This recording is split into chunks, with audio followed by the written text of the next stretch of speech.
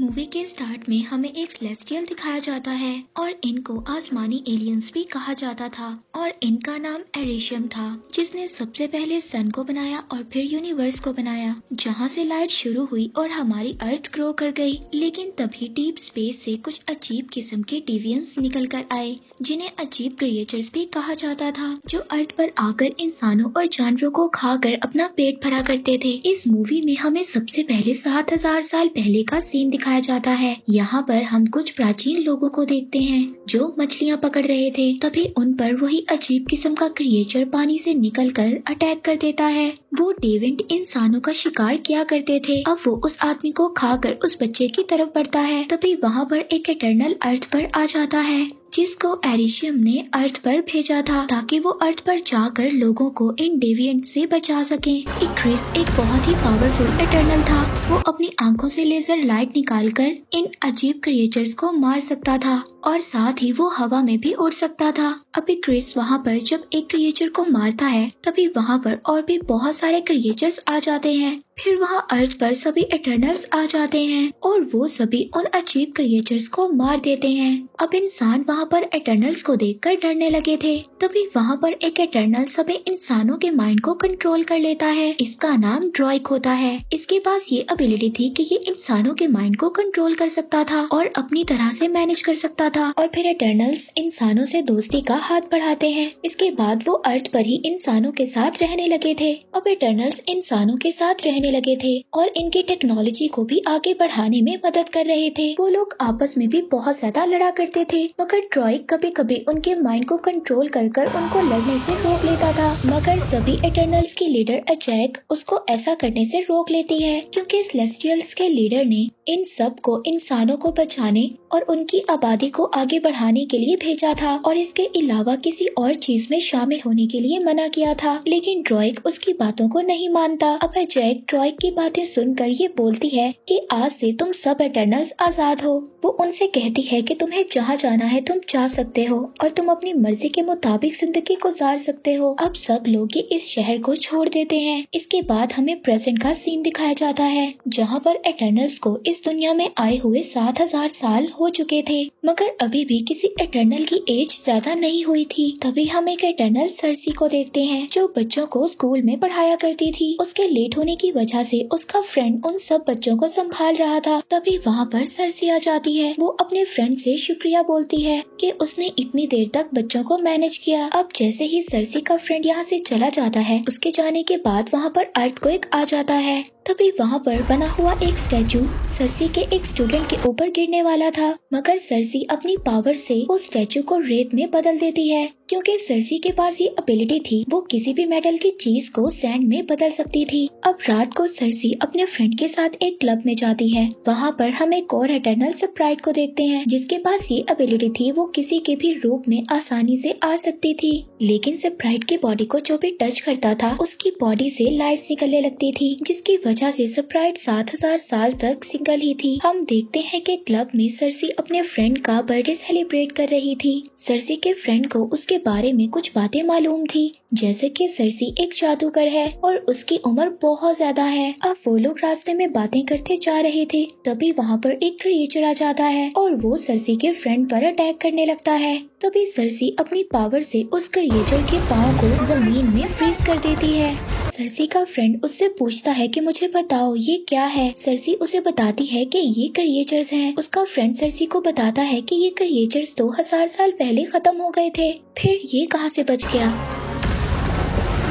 अब वो क्रिएचर अपने आप को सैंड से छुड़ाकर वहाँ से भाग जाता है। फिर सर्सी और स्प्राइट उस क्रिएचर का पीछा करने लगते हैं। सर्सी का फ्रेंड भी सर्सी की तरह जंप करने की कोशिश करता है, लेकिन उससे ऐसा नहीं हो पाता। अब सर्सी उस क्रिएचर को डिस्ट्रैक्ट करने की कोशिश करती है, लेकिन वो क्रिएचर डिस्ट्रैक्ट नहीं होता और वो स्प्राइट पर अटैक कर देता है। तभी वहाँ पर इक्रिस आकर उस क्रिएचर को इंजर्ड कर देता है, लेकिन वो देखते हैं कि वो क्रिएचर खुद को हील करने की एबिलिटी रखता था और ऐसी पावर्स इटर्नल के लीडर एजेक के ही पास थी। इक्रिस वापस से उस क्रिएचर पर अटैक करता है लेकिन वो क्रिएचर वहाँ से भाग जाता है। अब यहाँ पर हमें ये भी पता चलता है कि इक्रिस ने सर्सी से 5000 साल पहले शादी की थी और फिर 2000 साल पहले इक्रिस सर्सी को छोड़कर चला भी गया था। सर्सी अपने फ्रेंड से ये कहती है कि अब मुझे जाना होगा, मेरी कुछ लोगों को हेल्प की जरूरत है। लेकिन उसका फ्रेंड उसको कहता है कि अगर तुम कोई सुपर हीरो हो तो अर्थ पर इतनी ज्यादा प्रॉब्लम्स आई, उस वक्त तुम कहाँ थे? सर्सी उसको कहती है कि हमें अर्थ पर सिर्फ क्रिएचर्स को मारने के लिए भेजा गया है और हमें कोई और काम करने की इजाजत नहीं दी गई थी सिवाय इस आबादी को बढ़ाने और अर्थ पर लोगों की टेक्नोलॉजी को इंक्रीज करने में। तीनों एजेक से मिलने जाते हैं ताकि वो जाकर अपने लीडर को बता सके कि क्रिएचर्स दोबारा से अर्थ पर आ गए हैं और इस बार वो बहुत ज्यादा पावरफुल हैं। और जब वो एजेक के पास पहुंचते हैं तो उनको पता चलता है कि एजेक मर चुकी है और ये अर्थ पर पहली बार हुआ था कि किसी एटर्नल की डेथ हुई थी। वो लोग समझ जाते हैं कि एजेक को उसी क्रिएचर ने मारा है जिसने पहले भी उन लोगों पर अटैक किया था और उस क्रिएचर ने एजेक को मारकर उसकी सारी पावर्स ले ली हैं। हम देखते हैं कि एजेक के गले से एक पावरफुल स्टोन निकलता है और वो स्टोन सर्सी की बॉडी के अंदर चला जाता है। यानी कि एजेक ने मरने के बाद सर्सी को एटर्नल्स का लीडर चुना था। अब सर्सी एरिशियम से बातें कर सकती थी। अब ये लोग अपनी टीम को इकट्ठा करने का फैसला करते हैं ताकि वो एक बार फिर से सभी एटर्नल्स मिलकर उन क्रिएचर्स को मार सके। अब वो सबसे पहले किंगो के पास जाते हैं। किंगो के पास ये एबिलिटी थी कि वो अपनी फिंगर से छोटी छोटी आग की गोलियों को निकाल सकता था। अब किंगो एक सुपरस्टार बन चुका था और उसने बहुत ज्यादा मूवीज भी की थी। अब वो किंगो को अपने साथ आने का कहते हैं। वो कहता है कि मुझे बहुत ज्यादा काम है और मैंने बहुत ज्यादा मूवीज को साइन भी किया है। जब किंगो अपने लीडर का सुनता है कि वो मर चुकी है तो किंगो ये सुनकर बहुत ज्यादा उदास हो जाता है और फिर वो अपने मैनेजर के कहने पर जाने के लिए तैयार हो जाता है। अब वो लोग किंगो के प्राइवेट प्लेन से ऑस्ट्रेलिया जाते हैं जहाँ पर उनके 2 और एटर्नल्स रहते थे। और वो लोग जब वहाँ पर पहुँचते हैं तो देखते हैं कि एक बहुत बड़ा क्रिएचर मरा हुआ है। किंगो का मैनेजर उसको कहता है कि ये क्रिएचर्स तो बहुत खूबसूरत हुआ करते थे। किंगो अपने मैनेजर को कहता है कि क्या तुम्हारा दिमाग खराब है? ये बदबूदार सड़ा हुआ क्रिएचर तुम्हें किस एंगल से खूबसूरत लगता है? अब वो यहाँ पर अपने एक और मेंबर से मिलते हैं जिसका नाम गिलगमेश था। वो उनसे पूछता है कि क्या तुम मेरा केक ट्राई करोगे? जब ये लोग इसको एजेक के मरने की खबर सुनाते हैं तो ये बहुत ज्यादा उदास हो जाता है और इसके हाथ से बना हुआ केक भी गिर जाता है।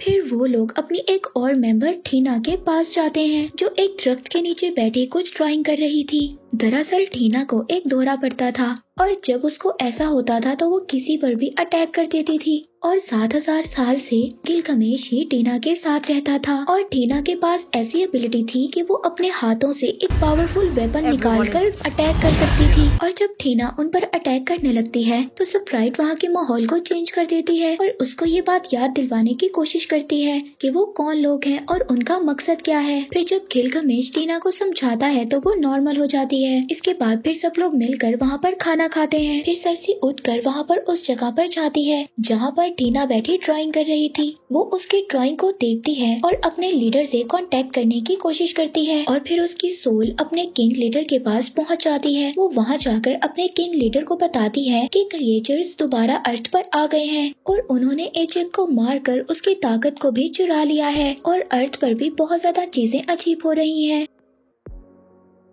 जिस पर एरिशियम उनका लीडर उसको बताता है कि ये एक एमरजेंस की निशानी है। सर्सी उससे पूछती है कि एमरजेंस क्या होता है। वो सर्सी से कहता है कि अब वक्त आ गया है, तुम लोगों को तुम्हारे असल मकसद के बारे में बताया जाए। दरअसल तुम लोगों को अर्थ पर क्रिएचर्स को मारने के लिए भेजा गया था और मैंने कई हजार साल एक बीज अर्थ पर भी बोया था और उस बीज को बड़ा होने में अरबों सालों और इंसानों की एनर्जी चाहिए थी। लेकिन जब मैंने इंसानों और जानवरों को बनाया तो मुझसे एक गलती हो गई और उस गलती से वो अजीब डेविंट क्रिएचर्स पैदा हुए जो अर्थ पर लोगों की आबादी को खा कर खत्म कर रहे थे। तब मैंने तुम्हें और तुम्हारे जैसे बहुत ज्यादा एटर्नल्स को बनाया ताकि तुम्हारे जरिए मैं उन डेविंट्स क्रिएचर को मार सकूं। सर्सी उनसे पूछती है कि क्या ये बात एजेक को पता थी। यहाँ पर वो सर्सी को ये भी बताते हैं कि तुमने और एजेक ने कई बार सेलेस्टियल को अर्थ पर पैदा होने में मदद की है। तो सर्सी उनसे कहती है कि ये सब बातें मुझे क्यों नहीं याद। वो उसको कहते हैं कि मैं हर बार तुम्हारी यादों को इरेज कर देता हूँ, इसीलिए तुम्हें कुछ भी नहीं याद। यहाँ पर एक और बात भी हमें पता चलती है, जो टीना को ड्रीम्स आते थे वो उसकी पुरानी यादें थी जो अभी तक मुकम्मल तौर पर इरेज नहीं हुई थी। अब सरसी दोबारा अर्थ पर आ जाती है और ये सब बातें अपने बाकी टीम मेंबर्स को भी बताती है। ये बातें सुनकर वो सभी लोग शॉक्ड हो जाते हैं। सरसी उन सब से कहती है कि हमें इंसानों को बचाना होगा और इस इमरजेंसी को होने से रोकना होगा, नहीं तो इसकी वजह से सारे इंसान मारे जाएंगे। तभी इक्रिस कहता है कि हमें बाकी लोगों को भी ढूंढने जाना होगा और फिर सब लोग जब हम मिल जाएंगे तो ये फैसला करेंगे कि हमें आगे क्या करना होगा। अब वो लोग अमेज़न के जंगलों में जाते हैं जहाँ पर ड्रूइग रहता था।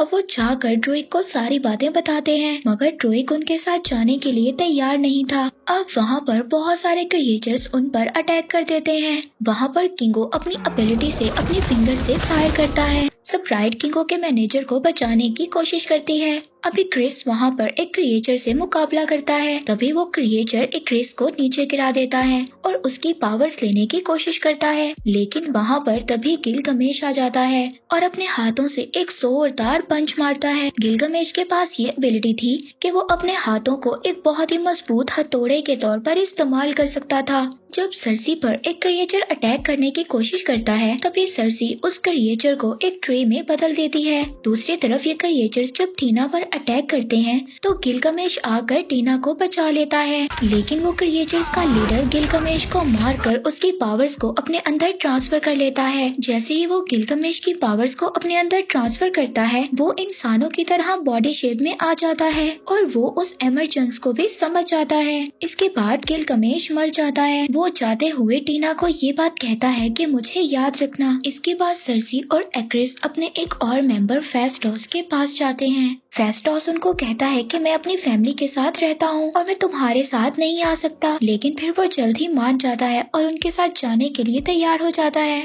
अब सभी इटर्नल्स मिलकर इराक जाते हैं। वहाँ पर 7000 साल से उनकी स्पेसशिप जमीन के अंदर थी। जब वो लोग अपनी स्पेसशिप के अंदर जाते हैं तो वहाँ पर मक्कारी पहले से ही मौजूद थी। मक्कारी उनकी वो मेंबर थी जो बोल नहीं सकती थी, लेकिन बिजली से ज्यादा तेज दौड़ सकती थी। फिर फेस्टोस वहाँ पर एक ऐसी टेक्नोलॉजी बनाता है जो सभी इटर्नल्स अपनी पावर्स को यूज कर उस इमरजेंसी को रोक सकें। वो उनको कहता है कि अगर क्रिएचर्स हमारी पावर्स को यूज कर सकते हैं तो हम भी सभी अपनी पावर्स को इकट्ठे इस्तेमाल कर सकते हैं। फेस्टोस के पास ये एबिलिटी थी। वो एक बहुत ही ज़हीन इंजीनियर था जिसने इंसानों की टेक्नोलॉजी को आगे बढ़ाने में मदद की थी। अब वहाँ पर सरसी ने जो लॉकेट में स्टोन पहना हुआ था वो चमकने लगता है। इस बात से सरसी को एहसास होता है कि इमरजेंसी होने वाला है। फेस्टोस मक्कारी से कहता है कि तुम जाकर पता करो कि इमरजेंसी कहाँ पर होने वाला है। अब मक्कारी पूरे अर्थ पर घूमकर इमरजेंसी का पता लगा लेती है कि इमरजेंसी कहाँ पर है। तभी वहाँ पर एक्रिस फेस्टोस की टेक्नोलॉजी मशीन को तोड़ देता है। इससे ये बात पता चलती है कि एक्रिस ने ही एजेक को मारा था। एजेक भी यही चाहती थी कि ये इमरजेंसी रुक जाए, क्योंकि वो भी इंसानों को पसंद करने लगी थी। एक्रिस ने इसीलिए एजेक को भी मार दिया था। जब एजेक ने एक्रिस को ये बात बताई थी कि इमरजेंसी होने वाला है और हमें सभी इटर्नल्स को इकट्ठा करके उनको बताना होगा, तब एक्रिस ने एजेक को उन क्रिएचर्स के आगे फेंक दिया था। उन क्रिएचर्स ने एजेक को मारकर उसकी पावर्स को ले लिया था। जब एजेक मर गई थी तो एक्रिस दोबारा से उसको उसके घर में छोड़ देता है। एक्रिस से जब ये लोग वजह पूछते हैं तो वो उनको बताता है कि मेरी जिंदगी दी हुई एरिशम की है और अगर तुम लोगों को भी मुझे मारना पड़ा तो मैं तुम्हें मार दूंगा। और ये सब कहकर एक्रिस वहाँ से चला जाता है और उसके साथ स्प्राइट भी चली जाती है। अब किंगो भी वहाँ से जाने वाला था। वो कहता है कि एक्रिस की हेल्प के बिना हम कुछ भी नहीं कर सकते और किंगो भी ये सब कहकर वहाँ से चला जाता है। अब उन तीनों के वहाँ से जाने के बाद और बाकी जो इटर्नल्स वहाँ पर बचे थे उनकी पावर्स काफी नहीं थी इमरजेंसी को रोकने के लिए। तभी फेस्टोस सरसी से कहता है कि जो तुम्हारे अंदर पावर्स हैं वो तुम्हें और एरिशम को साथ में जोड़ सकती हैं। वो कहता है कि हम एक यूनिबैंड बना सकते हैं जिससे वो इमरजेंसी रुक जाएगा। अब वो सरसी का स्टोन लेकर उससे एक बैंड तैयार करता है और फिर वो लोग अपने स्पेसशिप को लेकर उस जगह पर पहुंच जाते हैं जहां पर इमरजेंसी स्टार्ट होने वाला था। वहां पर एक्रिस और स्प्राइट दोनों एमरजेंस को होते हुए देख रहे थे। तभी वहाँ पर बाकी इटर्नल्स भी आ जाते हैं उस एमरजेंस को रोकने के लिए। उस एमरजेंस से एक बहुत ही बड़ा सेलेस्टियल जो दुनिया के लिए बहुत ज्यादा खतरनाक था निकलने वाला था। अब वो लोग वहाँ पर अपने अपने बैंड को कनेक्ट करते हैं ताकि वो अपने पावर्स को यूज कर उस एमरजेंस को रोक सके। वहाँ पर एक्रिस ड्रूइग को उठाकर पीछे फेंक देता है। ये सब देखकर मक्कारी बहुत ज्यादा चीखती चिल्लाती है और वो एक्रिस को इतना ज्यादा मारती है कि एक्रिस ने 7000 साल में इतनी ज्यादा मार नहीं खाई होगी। वहाँ पर सर्सी फेस्टोस से कहती है कि मैं इस एमरजेंस को अकेले रोकने की कोशिश करती हूँ। फेस्टोस कहता है ठीक है, तुम इसे रोकने की कोशिश करो, हम एक्रिस को रोकने की कोशिश करते हैं। अब बाकी के इटर्नल्स एक्रिस के साथ मुकाबला करते हैं। अब वहाँ पर क्रिएचर्स का लीडर भी आ जाता है। मक्कारी उसके इर्द गिर्द एक बहुत ही बड़ा सर्कल बना देती है, लेकिन वो मक्कारी को पकड़ लेता है और उसकी पावर्स लेने की कोशिश करता है। तभी फेस्टोस उस पर अटैक करता है, जिससे वो क्रिएचर मक्कारी को दूर फेंक देता है और खुद पहाड़ों के अंदर एक गुफा में जाकर गिर जाता है। फिर फेस्टोस एक्रिस को अपनी टेक्नोलॉजी से बांध देता है। दूसरी तरफ सर्सी जब एमरजेंस को रोक रही होती है, वहाँ पर स्प्राइट आकर एक चाकू से उस पर स्टैब कर देती है और कहती है कि मुझे इंसानों की जान नहीं बचानी। मैं 7000 साल से अर्थ पर हूँ, मुझे ये कभी भी नहीं पता चला कि प्यार क्या होता है और फैमिली किसे कहते हैं। तभी ड्रूइग वहाँ पर आ जाता है और स्प्राइट के सर पर अटैक कर देता है। दूसरी तरफ हम ठीना को देखते हैं, जिसको पास्ट की बातें परेशान कर रही थी और वो डेविन क्रिएचर गिलगमेश बनकर उसकी पावर्स लेने की कोशिश कर रहा था। लेकिन तभी टीना को होश आ जाता है। वो अपनी पावर से एक बहुत ही खतरनाक वेपन्स पैदा करती है और तभी उस क्रिएचर के टुकड़े कर देती है। हम देखते हैं कि एमरजेंस शुरू हो गया था और आहिस्ता आहिस्ता सेलेस्टियल के हाथ बाहर आने वाले थे। सर्सी अपनी पावर से उस सेलेस्टियल को रोकने की कोशिश कर रही थी। तभी एक्रिस भी छूट जाता है और सर्सी को मारने के लिए चला जाता है, मगर तभी उसको सर्सी के साथ बिताए हुए मोमेंट्स याद आने लगते हैं और फिर एक्रिस भी उनके साथ मिलकर उस एमरजेंस को रोकने में उनकी मदद करता है। अब एमरजेंस रुक जाती है और वो सेलेस्टियल और वो कयामत सेलेस्टियल पैदा होने से पहले ही मर जाता है और फिर एक्रिस आखिरी बार सर्सी को देखता है और खुद को सूरज में ले जाकर गुम कर देता है। दूसरी तरफ मक्कारी जब ड्रूइग को देखती है तो वो बहुत ज्यादा खुश होती है और उसको गले लगा लेती है। दूसरी तरफ सर्सी स्प्राइट से कहती है कि अभी भी सेलेस्टियल्स की पावर मेरे अंदर मौजूद है, अगर तुम चाहो तो मैं तुम्हें ठीक कर सकती हूँ, लेकिन फिर तुम इंसान बन जाओगी और एक दिन मर जाओगी। जिस पर स्प्राइट कहती है कि हाँ मैं तैयार हूँ। इसके बाद वो लोग फेस्टोस के घर डिनर करने जाते हैं और अब स्प्राइट स्कूल में एडमिशन ले लेती है। इसके बाद सर्सी अपने फ्रेंड से मिलती है। वो उसको कहता है कि मैं तुम्हें कब से बताना चाह रहा हूँ, मैं इस अर्थ का नहीं हूँ। तभी आसमान पर एक पोर्टल ओपन होता है। एरिशम सर्सी के साथ साथ बाकी इटर्नल्स को अपने पास वापस बुला लेते हैं और कहते हैं कि तुमने इंसानों को बचाने के लिए सेलेस्टियल का कत्ल किया है, लेकिन अभी मैं तुम्हें माफ कर रहा हूँ और अब मैं चाह रहा हूँ जब मैं वापस आऊंगा तब मैं अपना फैसला सुनाऊंगा कि तुम लोगों के साथ क्या करना है। और इसी के साथ ही मूवी यहीं पर एंड हो जाती है।